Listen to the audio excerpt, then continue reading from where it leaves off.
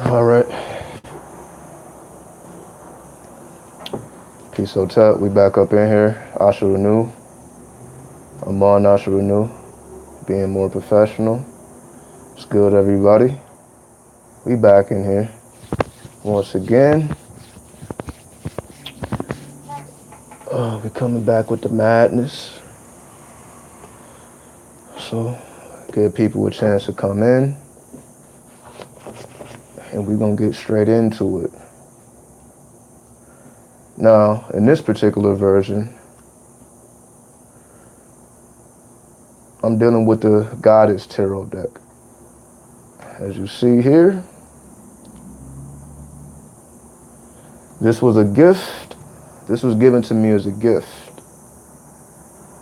So this is really my first time working with this deck in terms of doing a reading, just a general reading, just filling out the energy of the deck. So we're gonna see. I already have a couple cards pulled. Now I haven't flipped the cards over, so I don't know what they are, but I got about 5 cards pulled. We can get to it. What's up, Miss Lady? Once again, I appreciate you for tuning in. All right. All right. So just going through the deck. Now, the reason I'm utilizing this Goddess deck, I utilize this deck or plan to utilize this deck to definitely tap into, my feminine side or the spiritual side or the negative energy, whatever you want to call it. So I definitely use this deck, tap into the spiritual nature of self. Then I use the Egyptian deck. I use the Egyptian deck to tap more into the magical aspects of nature and life. So I use this deck to tap into the magical essence. Then I utilize the Crow's deck to tap into, obviously, the animal totems. Utilize the Crow's deck to tap into the animal totems. And lastly, I utilize the Thoth deck to tap into the alchemy, the alchemical nature of things. Correspondences, get my correspondences up. All right.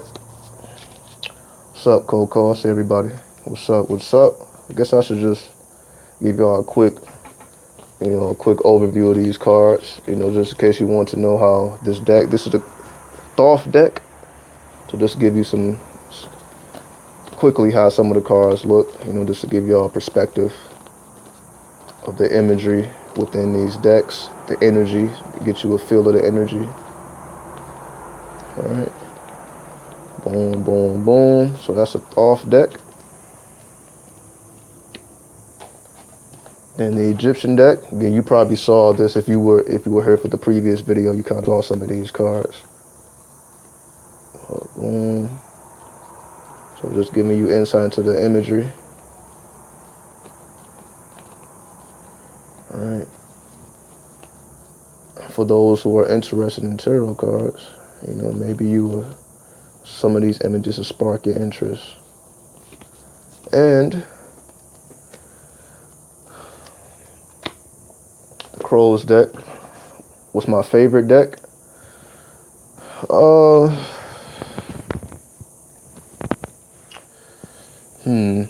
That's a hard question. Cause it's like I use different decks for different purposes. So I can't really say I have a favorite. I would say I'm most familiar with the Thoth deck. I'm more familiar with the Thoth deck. But I always connect with the Crow's deck. Cause you see now this is a whole nother energy, right? It's more of a celestial energy, more of a primitive energy. So you see all these energies are different. So how do I know when and what deck to use? It's like the deck speaks to you. So that's why I'm showing you imagery.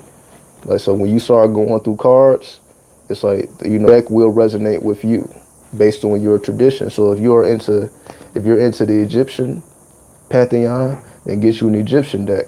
You into, the goddess tarot get you the goddess tarot. You into, alchemy. It all depends on what you into. There's a tarot deck for anything. You went to Hello Kitty. They got Hello Kitty tarot decks.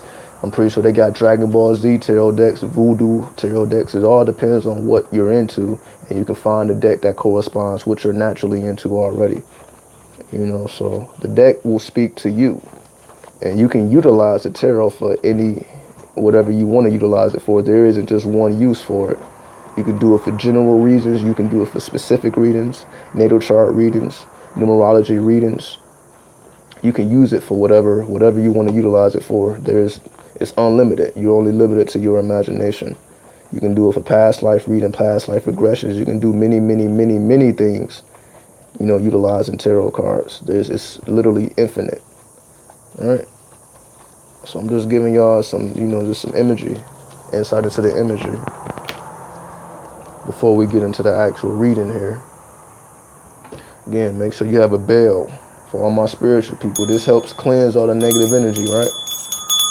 Have a bell. So whenever you're doing rituals, whenever you want to cleanse your home, cleanse your spiritual space, ring this bell. You know what I mean? So this is definitely a good tool to have. You know what I mean? Get the atmosphere right. It breaks up all the stagnated energy around your space. All right, there you go. All right. So let me thumb through these real fast. Give you a close up. Maybe I'm going too fast. So it's definitely giving you insight into every aspect of culture with these 78 cards.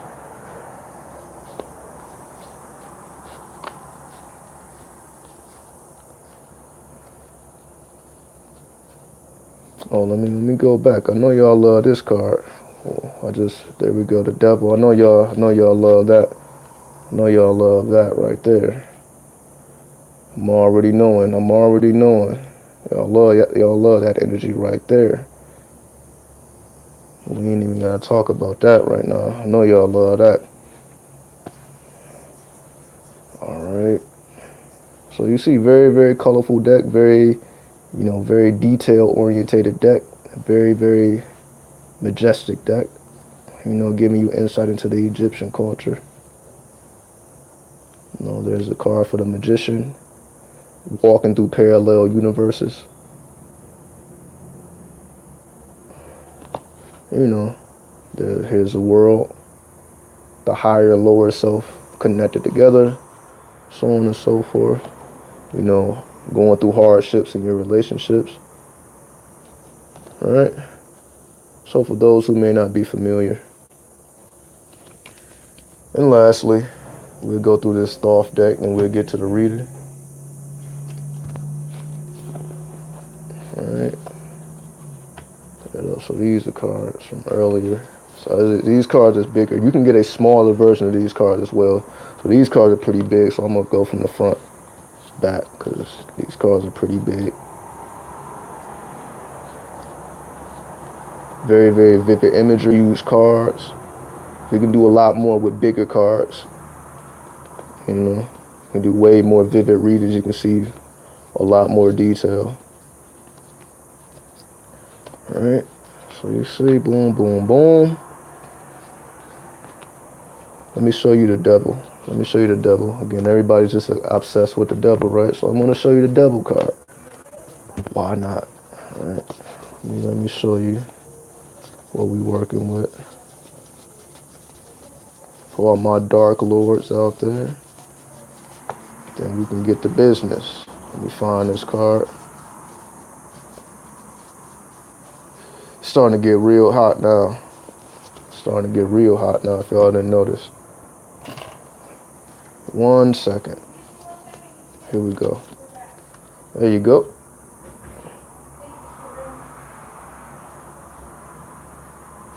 Just to show you how vivid this imagery is. All right. So it's very, very symbolic, very sexual in nature, if you can break down the imagery. I use Arco. I have no idea what Arco is. What is Arco? I have no idea what that is. let's get to this goddess deck. Visions from the goddess. So again, we're using this deck right here. We'll go through the deck after I do the reading.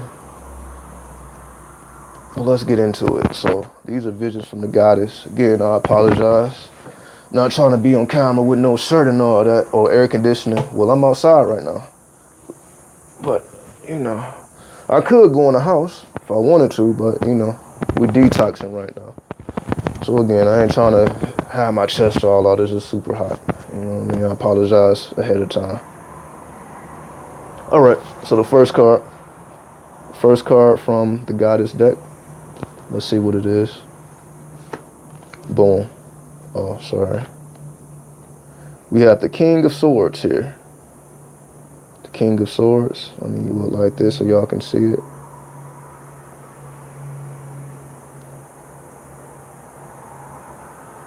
So the King of Swords represents, you know, the masculine aspect of mastering your thoughts.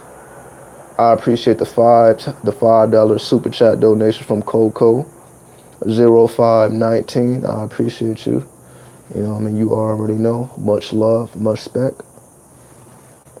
All right. So we're gonna definitely turn it up. So, you know, you have the king and the queen. You also have the prince and the princess. The prince and the princess are like, you know, you can say they are not adepts, but they're just getting their introduction into the magical lifestyle. But when you become the king or the queen, you have mastered that particular element. So because we're dealing with swords, we're dealing with the element of air, which is how you channel thoughts, how we pull thoughts. We pull thoughts to us. We can generate thought, but we can also pull a thought out of the ether. So when you look upon this, you see he has the sword pointed upside down. I believe this is a sword, right? Right. Okay. So he has the sword pointed upside down. So some decks, you see the sword is pointed upward, and some decks, the sword is pointed downward. The sword is pointed downward because it represents the feminine principle. Although he is masculine, but he has mastered his opposite. Because he has mastered his opposite, the sword is facing downward. So that means mastering over his feminine or his negative energies. That's why you see him seated. You also see him seated. So he's not standing up, he's seated, which represents a meditative position. So he's in meditation with the sword face down. So he represents the ruler who's ruling from a calm state of mind. Right, because he has mastered thought, so he knows how to pull the thoughts in when he needs to. He knows how to block the thoughts off. He knows how to center himself. He knows how to balance his alter ego. Right, so that's why you see him seated, jeweled up, got his crown, and got the sword facing down. Right, because he has mastered his element, and obviously he's outside. Right, so there you go. So what's the second card? And also, again, if you didn't see, if you look at the background, you see the edges. He's like in the mountains. The mountains resonate with the element of air as well, so he's in the mountains. You know, very, very, very, very vivid imagery here. I'm going to give you all full perspective. All right. Next card. What do we got? Boom. Oh, this is... Okay, so we got the strength card, which is Oya. Oya, you know, obviously comes from the Orisha. You know, so give you a great look. Oya is definitely a very, very... I wouldn't call her a dark goddess, but you see these electric bolts are all around her. So she's like, you know, on X-Men, you know, the X-Men Storm, who can control the weather. She's like that. You know, she's able to have influence over the weather. So her strength comes from, because she realizes she is one with nature. Let me put this camera up a little bit. She realizes she is one with nature. She realizes that the carbon within her body can conduct electricity. So she's channels electricity. So she is the rain maker, right? She can make it rain if she wants to, right? She also has control over the wildlife. So you see she has the animals on her side as well.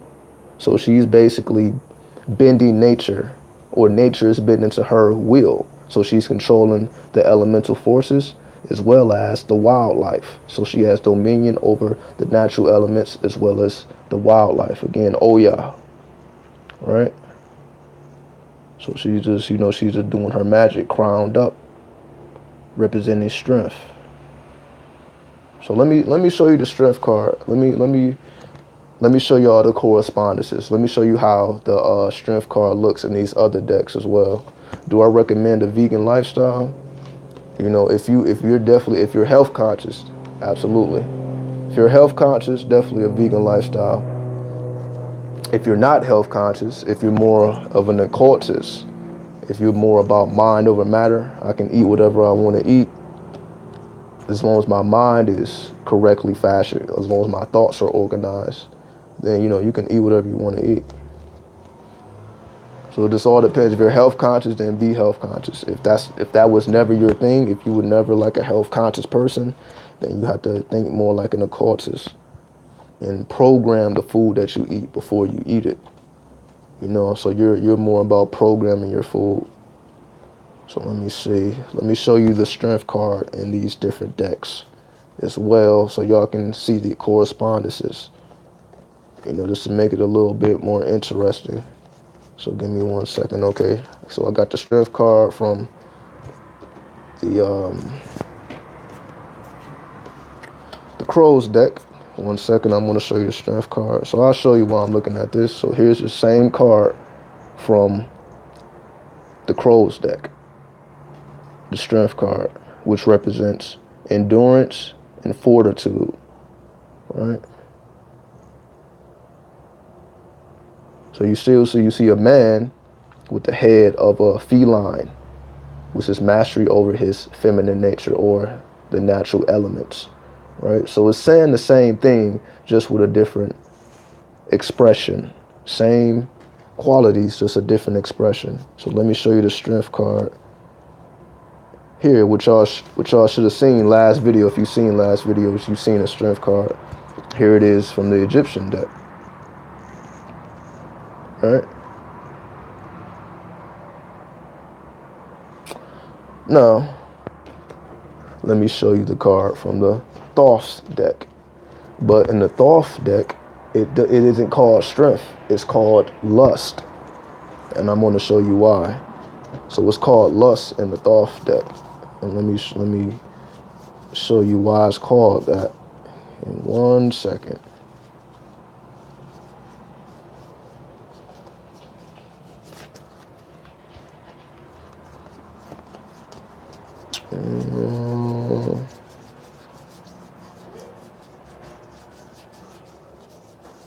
See, where is it? Here we are. So here's the lust card.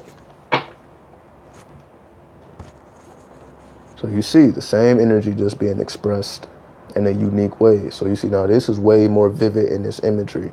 This is way more sexually orientated. This is talking about the energy of Babylon, which is the sacred whore, which is the holy harlot. You know what I mean? For those who even understand that lingo, the queen of abominations. So you see this beast looks like an abomination with 7 heads or however many heads it has, but she rides that beast effortlessly because she is the queen of abominations. Anything that's obscure, anything that's erotic, anything that's exotic, anything that we shouldn't be looking at, like porn and all this stuff, she is the queen of all abominations. So that's what she represents. So obviously this Thoth deck goes a lot deeper, but we can talk about that at another time. So let us continue. What's the next card? Visions from the goddess. What else? What's the third card here? Here we go. So we have the 9 of swords. So let me actually look at this. Okay, so the 9 of swords, you see this woman she's kind of deep in thought, and she's not necessarily, feeling the best. So obviously the Nine of Swords is representing, some type of interference. It's a woman that looks pretty depressed. She looks pretty depressed. She looks pretty, deep in thought. A lot of interference, a lot of swords is going through her mind. A lot of thoughts are going through her mind. All right. So let me show you how this card looks in different decks. But definitely, it's hard to be vegan at first. And again, I speak from experience because I've lived that lifestyle personally. So I'm not just talking about something I read in a book or somebody else's. I've lived that lifestyle for a long time. I pretty much still live that lifestyle for the most part. I would say I'm more so vegetarian at this point. So I'm still on my vegetarian stuff. So it all depends on why you want to change your diet. But let me show you the Nine of Swords in these other decks. So give me 1 second here. Nine of Cups. So here we go, the Nine of Swords here. But again, it's always a sense of mind over matter. It's always going to be mind over matter. So the food is not more powerful than you. The GMO is not more powerful than the mind. All of the things that they're doing to the food can only kill you if you feel that you can be conquered by external force. Give me 1 second here. Just pulling out the Nine of Wands from these other decks so y'all can see the compare the differences here. Give me 1 second.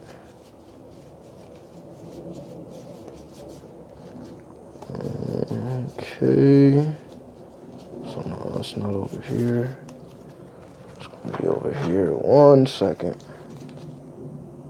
No, that's the 10.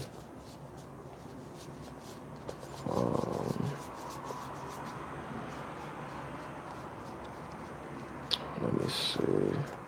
Here we go. All right. So the Nine of Swords. The Nine of Swords and the Thoth deck is this. All right, let me put it right here. So this is the same card been expressed in the Thoth deck, which is you see a bunch of swords that have been bloodied up, blood swords with dripping blood. So these swords are not dripping blood. So you can say this represents us. Our thoughts can go so deep into the underworld that this is when you start beating yourself up. So this isn't talking about anybody else. This is when you start to beat yourself up with your own thoughts. You start to feel a certain type of way about yourself. You allow those negative thoughts to start to literally penetrate you like a sword, and you start to become cruel to yourself. That's why it represents cruelty. This is your thoughts. You are allowing your thoughts to become cruel to yourself. So it's like being cruel, somebody beating themselves up a little bit too much. We can we can criticize our own abilities, but this is a person who is just beating themselves up to the point where they are now bloodying up them swords. So the same expression expressed through the Egyptian tarot cards looks like this. All right, very similar to this. Right? So again, you see there's no other people around. So this isn't necessarily external. This is when you internally, on an internal level, start to damage your thinking. So you see this naked man in a cave. You know what I mean? Because he has allowed himself to be subjected to negative thinking. So he feels like he's not worthy. So he takes himself away from other people. He takes himself away from positive thought. He takes himself from his godly nature and lives like a savage. When he should be in a palace, he has subjected himself to a cave because he's thinking negative. Again, the same thing with the princess. She should be somewhere in a loving relationship or enjoying her what is it called? Being promiscuous. She should be doing something. Be with her husband, boyfriend, and being promiscuous. But no, she's in her bedroom wallowing in despair and misery. We all have gone through these phases, but this is definitely just a representation of definitely we can be our own worst enemy. if we criticize our own abilities too much to the point where the energy becomes stagnated and it becomes to harm. It starts to harm us. And lastly, this energy expressed through the tarot or the crow's deck represents crucified and torture, meaning this represents self-torture. So we have created this fence or this gate around ourselves. So we are pretty much creating our own internal prison, and we can't escape from it. We thinking it's other people, we thinking it's places, we thinking it's the finances, we thinking it's a person we with, we're thinking it's everything but ourselves. We have created this mental prison, and we must destroy the mental prison. Even though it appears to be is this person's fault, I'm just in a relationship with a bad person, or my family is messed up. Whatever the reasoning may be, it all comes from that eternal, internal prison that we create for ourselves when we start to wallow in despair. So this is just giving insight into be conscious of your criticism of yourself. Do not wallow in despair. Do not give yourself a reason to lower your perspective of life. When you know you are a divine being, but you choose to live a human existence, you don't have to do that. But we can convince ourselves that we are nothing. We are just a little atom. We are a little atom, and we are irrelevant in the grand universe. We can have that perspective of life if we want to, but we don't have to at the same time. So be weary of beating yourself up a little bit too much. All right. So what's the next card here? Let's see. The Five of Swords. So here we go, the Five of Swords.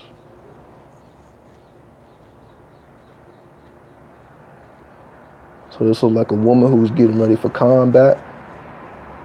Or let me take a greater look. Has a bunch, she's staring out into the crows or the birds. Has a sword in her hand, staring out into the vastness of the clouds. And deep, you can say she's supposed to be fighting, but she's distracted. So this represents distraction. All right. So let me show you the Five of Swords in different tarot decks.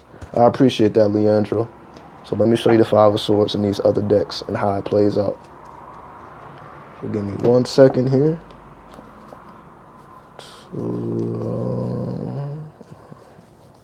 Five of Swords. 1 second.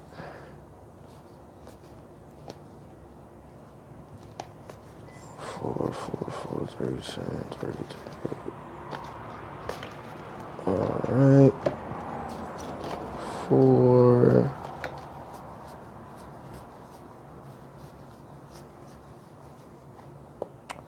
5.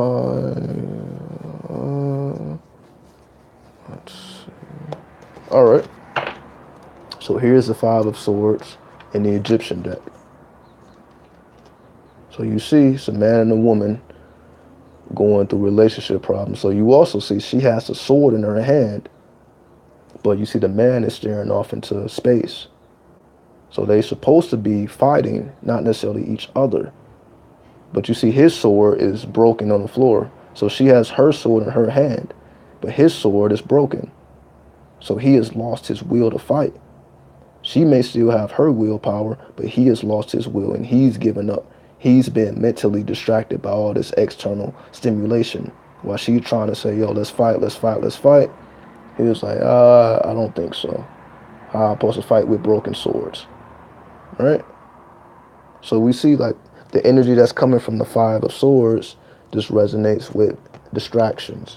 Being a little bit too distracted with all these external situations when we know that there's certain things that we need to be doing within ourselves, but we're, caught up into all the other happenings of the world. So let me show you the same energy in the crow's deck. So give me 1 second. Let me find the Five of Swords. We almost done. We got one more card and we'll get up out of here. We're not going to make this too long. Just giving you some final insight into, just what's really going on. I'm giving you many, many different perspectives of the energy that's available to us right now. All right. 1 second. So here we go. Here is the Five of Swords in the Crow's deck. And we see it represents distress and confusion. And you also see you have this being with wings who is a divine being, but he is turning his back to his divinity. This is somebody who has turned their back on their own divinity. They don't recognize the wings anymore. You see they're on a checkerboard pattern, but it's blue. So it's like you're distracted. Again, you see the man is distracted with other things, not realizing his own divinity, not realizing that he is walking on a chessboard. He's in the game of life. He's just somewhere off in space, visualizing other things when he need to be holding the sword upright and making things happen, right? So it represents distress and confusion. So we see all throughout these tarot is giving you a different perspective of the same energy, right? Just giving you a different type of interpretation. So let me show you the card in the Thoth deck, and we will get to the last card shortly. So let me see. We find it. Here we go. So the Five of Swords in the Thoth deck represents defeat. Right? You see it represents defeat. You see this bunch of swords with broken rose petals. So we know rose petals is, can be romantic, but the rose petals are broken up because of look at all the interference. A lot of interference here. So again, no matter if we're looking at it like this, we're looking at it like this, we're looking at it like this, or we're looking at it like this. This all represents somebody who is supposed to be doing other things, who has a sword in their hand, meaning they know what their duty is, they know what their purpose is, but they have allowed themselves to be mentally defeated. Something has happened that shook their self-confidence, you can say. Something happened in their lives, something dramatic, something traumatic happened in their lives, and then they started to doubt their own abilities. So something happened to her that made her start to doubt her own ability. So although she's holding the sword, she's not sure if she can truly defeat the enemy that lies beyond the clouds that she's staring at. So she's unsure if she can be victorious in the game of life. And again, sometimes things happen that make us self-doubt, matter of time before we are physically defeated. If we mentally if we mentally doubt ourselves, it's only a matter of time before everything around us crumbles and reflects that. So it can be your relationships, it can be yourself, your own personal ability, or it can just be you just somewhere in Wonderland. I'm sorry, that's not the right card. You're just somewhere in Wonderland and don't know what's going on. Exactly. It's just something happened that just got her like, man, can we really win this war? It's like she hasn't lost the will to fight, but she just doubts her ability. She's going to fight, but she's not sure if she can win. That's the difference. So she's ready to fight, but she's not sure if she can win the fight because she has allowed herself to be mentally defeated. Again, let's just say you're losing so many battles, but you're still trying to win the war, but you're losing battle after battle after battle. You start to, doubt starts to creep into you like, yo, I don't know if we're going to win this. It's too many people dying. We're losing. Dang, I don't know if maybe we should surrender. It's all those type of thoughts. You're still fighting, but you're doubting if, damn, what am I really fighting for? What am I really fighting for? Is it worth it? Will I win the war? I'm losing battle after battle after battle. So sometimes we lose enough battles, we start to doubt our ability to win the war. So that's what this is representing. It's pretty much somebody who has lost a lot of battles and they start to doubt their ability to win the war. Still fighting, but having self-doubt. But again, it's only a matter of time before things crumble. Once that self-doubt starts to creep in, it's only a matter of time before it affects everything in your reality. That's why thoughts become things. So that self-doubt will materialize into you losing everything that you have worked so hard for, whether it be a kingdom, a relationship, anything, you've dedicated all this time to, and it just all dissolves, because you have that self-doubt. So lastly, what do we have? Visions from the goddess. So what do we have? Lastly, we have the Five of Staffs, which is basically the Five of Wands, right? So you see it's the five, but you say this card is a lot more graceful. You see the sun in the background. You see women getting along, working together. So this is a lot more positive card. So you could say this is women who does doubt themselves. They're ready for war. They're ready for whatever is in front of them, whatever task they have to accomplish. They're working together. They're working in unison. You don't see them alone. You see they're ready, and they have a positive energy. So let's look at the same card in a different tarot deck. So it's the Five of Staffs or the Five of Wands. So let's look for the Five of Wands and see how that is expressed in these different decks.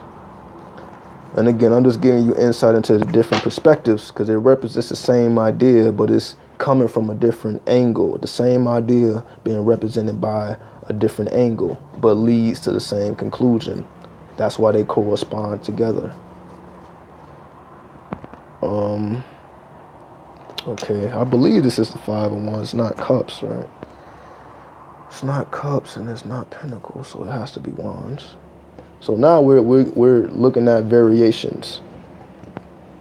All right, so let me show you exactly what I mean. Let me get the Five of Wands from these other decks, and I'll show you. Because every deck, then necessarily, all of the numbers don't always correlate as well. So let me show you. I'll show you what I mean in just a second.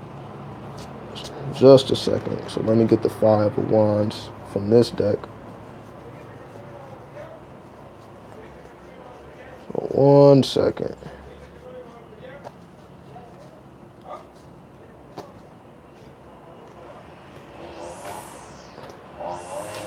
So yeah, it's a lot of background noise. So we're gonna get up out of here shortly. If y'all don't, what I mean, don't put having to hear that during the whole video. Apologies for the background noise. So yeah, we're gonna get out of here shortly. All right, so let me just get the card from the Thoth deck and we can continue moving forward. Let me see. So the Five of Wands on the Thoth deck. Let me see. Boom, boom, boom.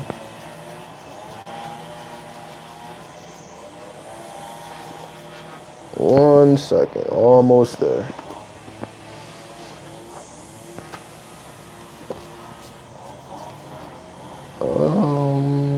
All right, here we go. Okay. So, when you look at the Five of Wands from this perspective, you see that it's a positive card. But when you look at the same card, also actually from the Egyptian perspective, it's also a positive card, right? So we see, same way we see here, the Five of Wands, we see people working together in unison, right? Let me show you this. Got people working together. They had their confidence up. They ready to march for war, right? They ready to go to war, nothing is stopping them. Ready for war, nothing is stopping them. However, when we look at the cards from the Thoth deck and the Crows deck, we have a different perspective. The Five of Wands in the Crows deck represents turmoil and disorder, right? Turmoil and disorder. And also from the Thoth deck, it represents strife because it resonates with the energy of Saturn. So this is the energy of Saturn, so it represents strife or turmoil or disorder. So in these decks, it has a certain meaning. But when you take it to the Egyptian deck and the Goddess Tarot, they have a different meaning. All right? Sometimes the meanings are different. But it don't matter if we look at it from a level of strife or a level of confidence. We understand that you have to maintain. It's crazy, right? I have no idea what that is. but you must maintain your mental health. You must maintain your mental health. And when you have people around you who also maintain their mental health, then you will be successful. 5 minds that's thinking in unison will be successful in their undertakings.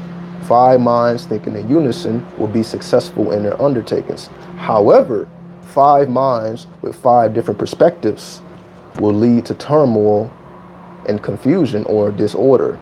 So you got 5 different people walking 5 different ways of life, or having 5 different paths in life, and they're trying to work together. It's only going to lead to turmoil and disorder because they're not orderly. They're not, in unison with their mental. And that's what causes the strife, because you got these 5 wands with their own expression. They're all trying to go in their own direction. And this is what causes strife, right? So it either can be 5 minds working together in unison to accomplish a goal, or 5 minds that's leading to turmoil and disorder if they are all going in different directions that is not in union with the particular goal. So there we go. So I'm just, I want to give y'all several different insights from several different tarot decks, as well as introduce you to the Goddess deck. What's up, Red Moon? What's the deal? What's the deal? So let me give y'all a quick view of the Goddess Tarot before we get up out of here. So here we go. So this is the Goddess Tarot. All right.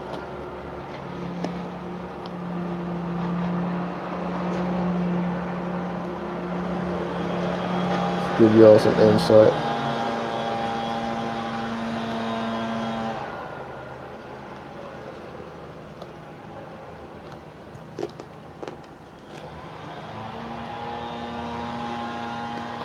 All right, very, very magical deck. You see the energy is completely different.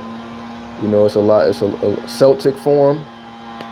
The imagery is real Celtic in nature, but it definitely is fusing all type of traditions together. All right, all type of traditions are being mixed in together.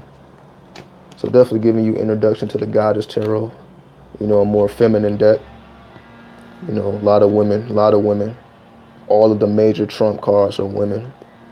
So for all my men out there who want to connect with their feminine nature, or for all my women who want to realize their divinity, definitely get you a Goddess deck or get you a God deck, vice versa. Just depending on what energy you want to tap into. So each tarot deck taps you into a different frequency. So it all depends on what type of frequency you want to tap yourself into. Chain goes. So it's talking about even Far East deities, because I talk about the 80 mortals and I talk about working with deities in the Far East. So they got deities all the way from the Far East, all the way from the West, all the way to the West. So the Far East going all the way into the West. You know what I mean? Yimiya. So we got all type of goddesses from all type of cultures. All right? All right. Almost done. So just giving y'all some insight to the different versions of these tarot cards. All right. Gaia, or Gaia, the world card. All right. Okay.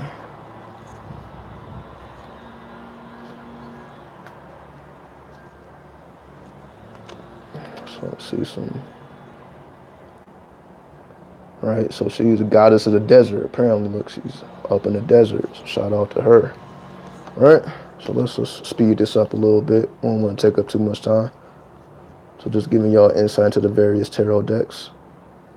You smoking a heavy joint right now? Man. I can't even buy weed. I lost my ID. So that's the crazy part, right? So I lost my ID. Hold on. These flies and everything around. I lost my ID, so I can't even go into the dispensary and get no herb. That's the crazy part. I gotta replace my ID, but I gotta replace my social security card. I gotta, all that stuff. So I can't even get none. You can't even get it legally. I understand that as well. So I'm like, my problems ain't really real problems. It's not even a real problem. Like, get it off the street, right? Yeah, so I had to get my shit off the street until I replace my stuff. So, so it is what it is till then. Here's another Eastern deity, Kuan Yin, for those who know about Kuan Yin. All right, so there you go. There you go.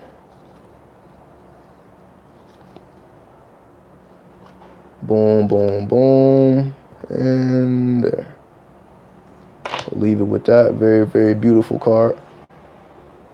All right, so there you go. So giving y'all insight into the tarot.